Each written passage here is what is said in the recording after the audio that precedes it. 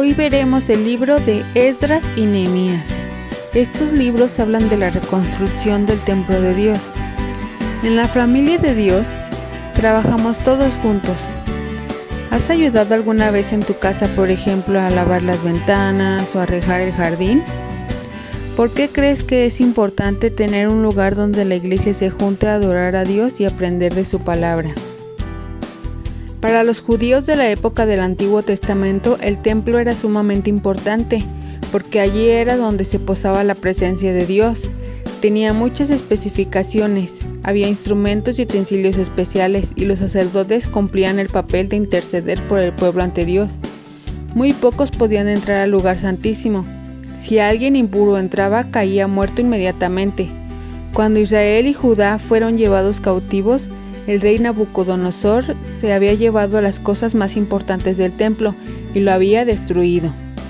La presencia de Dios ya no estaba allí, así que los judíos sufrían mucho, no solo por haber sido llevados en cautiverio, sino porque se sentían sin identidad, sin Dios, lejos de sus tierras, de su heredad y nuevamente en tierras ajenas. Zorobabel, Esdras y Nehemías volvieron para reconstruir de a poco el templo, el altar, las murallas y la ciudad. Era un tiempo difícil, pero de celebración porque se cumplían en ellos promesas de Dios de reconstruir el templo y a su pueblo.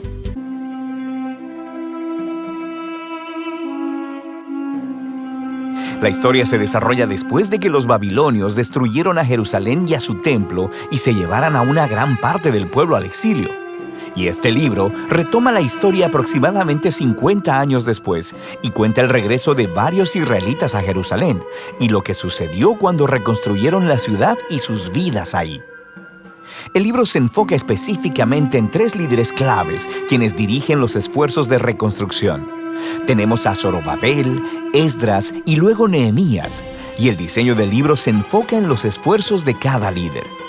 Zorobabel dirige a un gran grupo de personas de vuelta a Jerusalén para reconstruir el templo. Luego, aproximadamente 60 años después, llega Esdras a Jerusalén para enseñar la Torá y reconstruir la comunidad. Y luego es seguido por Nehemías, quien dirige la reconstrucción de los muros de Jerusalén. Y estas 3 historias están diseñadas para ser paralelas. Cada una comienza con el rey de Persia siendo movido por Dios para enviar al líder a Jerusalén, ofreciéndole recursos y apoyo. Y luego, cada líder encuentra oposición a sus esfuerzos, la cual cada uno vence, pero de manera que en cada una de las 3 partes se produce un extraño anticlímax. Regresemos un poco y veamos cómo todo encaja en su lugar. La historia comienza con un decreto de Ciro, el rey de Persia, quien es movido por Dios para permitir que los exiliados regresen a Jerusalén y reconstruyan el templo. Y el autor dice que esto cumple una promesa hecha por el profeta Jeremías, que los exiliados regresarían un día a Jerusalén. Ahora, este cumplimiento debería despertar nuestra esperanza en muchas de las otras promesas proféticas, en el sentido de que el exilio no era el final de la historia. Tenemos la esperanza de un futuro rey mesiánico del linaje de David. Tenemos la esperanza de un templo reconstruido en el que la presencia de Dios morará con su pueblo. La esperanza de que el reino de Dios vendrá sobre todas las naciones y traerá su bendición, como Él le prometió a Abraham. Y así, con todas estas esperanzas en mente, leemos la historia de Zorobabel. Su nombre significa plantado en Babilonia. Él representa a la generación nacida en la cautividad de Babilonia y él dirige a un grupo de israelitas en su regreso a Jerusalén. Después de que se asientan ahí, ellos reconstruyen el altar para ofrecer sacrificios y después el templo mismo. La ceremonia para poner los fundamentos y la dedicación final del templo son momentos claves. Las historias pasadas del tabernáculo y de la dedicación del templo deberían estar en nuestras mentes. Este es el momento en el que la ardiente nube de la presencia de Dios debería descender. Él está morando con su pueblo y no sucede. Así que, aunque algunos están felices por este nuevo templo, los ancianos que habían visto el anterior templo de Salomón lloran con angustia. No se parece nada a su glorioso pasado o a sus esperanzas para el futuro. Y es aquí donde tenemos la primera historia de oposición, y es muy extraña. Los nietos de los israelitas que no fueron llevados al exilio habían vivido en Jerusalén todo este tiempo y vienen a ofrecer ayuda para la reconstrucción del templo. Y Zorobabel se niega. Dice, ustedes no tienen parte en nuestro templo. Y esto, por supuesto, genera un conflicto, el cual Zorobabel vence. Pero es muy extraño porque los profetas habían visualizado que las tribus de Israel se unirían junto con todas las naciones para participar en la adoración al Dios de Israel cuando el reino finalmente llegara. Así que este es un momento anticlimático, por no decir más. En la siguiente sección nos adelantamos unos 60 años y conocemos a Esdras. Él es un líder entre los israelitas exiliados en Babilonia. Es un erudito en la Torá y un maestro, así que es nombrado por Artajerjes, el rey de Persia, para guiar a otro grupo de personas de regreso a Jerusalén. Y Esdras quiere traer una renovación espiritual y social dentro del pueblo. Nuestras esperanzas se elevan y de nuevo llegamos a un momento anticlimático en la historia. Esdras descubre que muchos de los israelitas exiliados que habían regresado se habían casado con personas no exiliadas que permanecieron viviendo en Jerusalén. Algunos no eran israelitas y es casi seguro que otros sí lo eran. Esdras luego apela a los mandamientos de la Torá, en el sentido de que Israel debía ser santo y separado de los antiguos cananeos. Y luego dice que las personas viviendo alrededor de Jerusalén son como los cananeos. Ellos van a corromper a los exiliados. Así que Esdras ofrece una muy conmovedora oración de arrepentimiento. Pero luego, él reúne a todos los líderes y promulga un decreto de divorcio que dice que todos esos matrimonios deben ser anulados y las mujeres y los niños expulsados. Y luego, el decreto solo se cumple parcialmente. Se nos da una lista de algunos de los hombres que se divorciaron de sus mujeres. La historia es muy extraña por varias razones. Primero que nada, Dios nunca ordenó a Esdras que hiciera esto. Fueron los líderes de Jerusalén quienes llevaron a Esdras a hacer el decreto.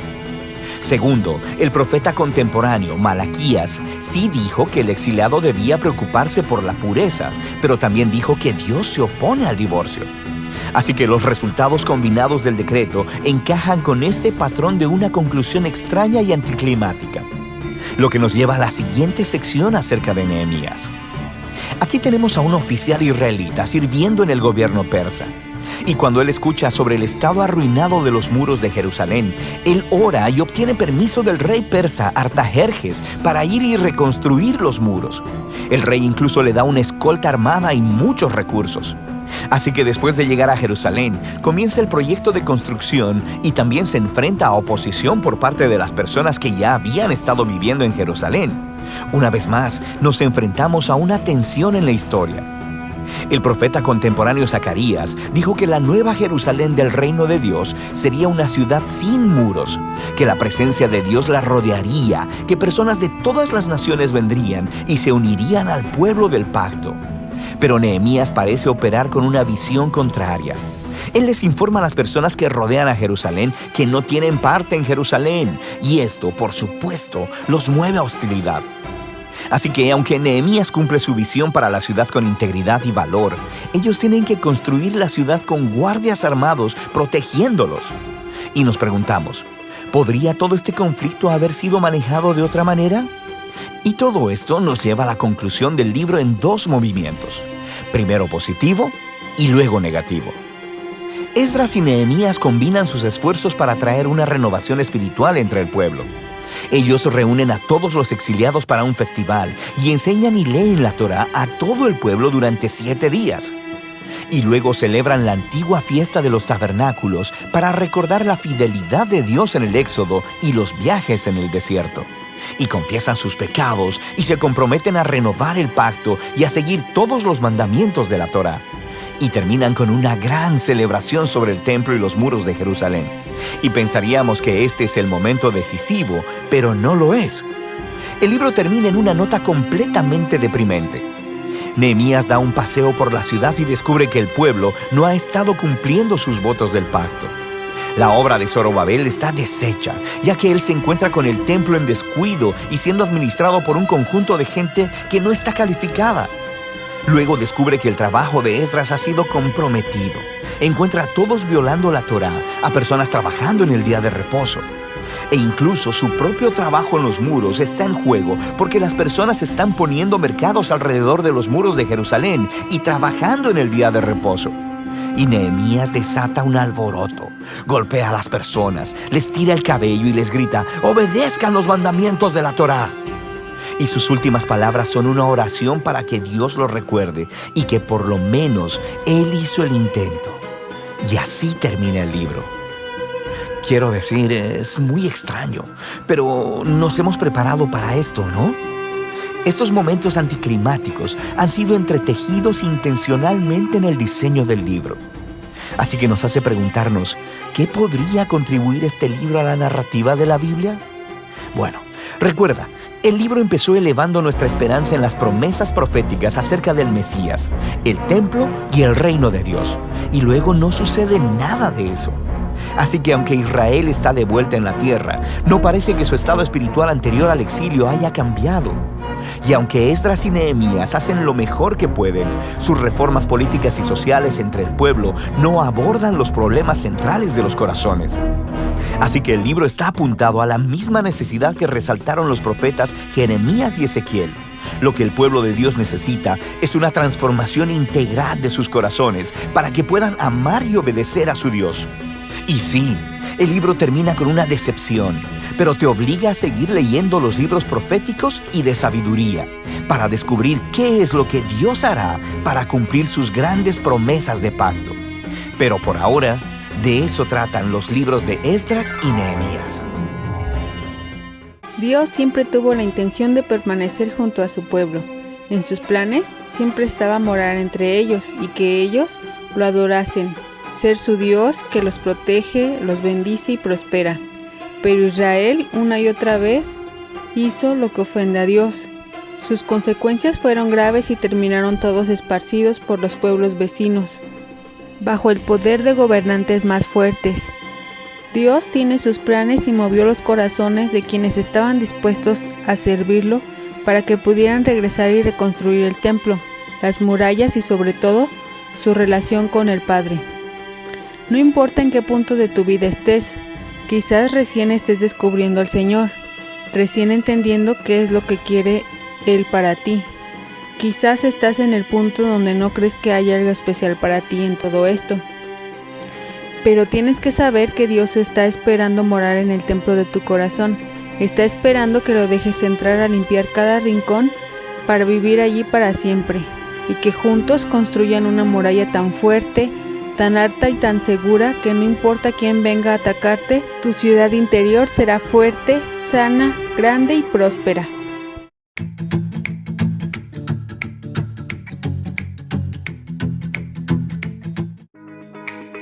Para hacer estos separadores puedes utilizar cartulina, algún folder que ya no uses, hojas de máquina.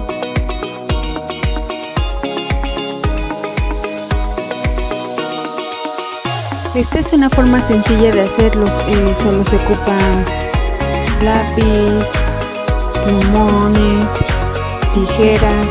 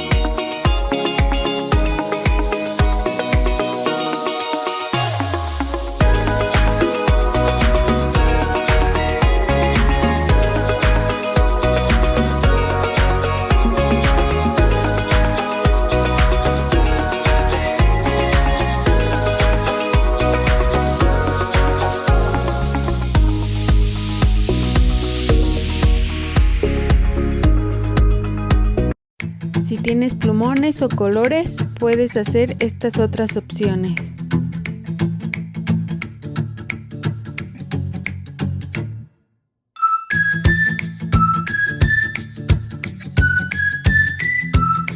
Cosas como la galleta del come galletas, los dientes del tiburón, la lengua de la ranita, esas las haces en una hoja aparte, la coloreas, la recortas y luego la pegas en el separador.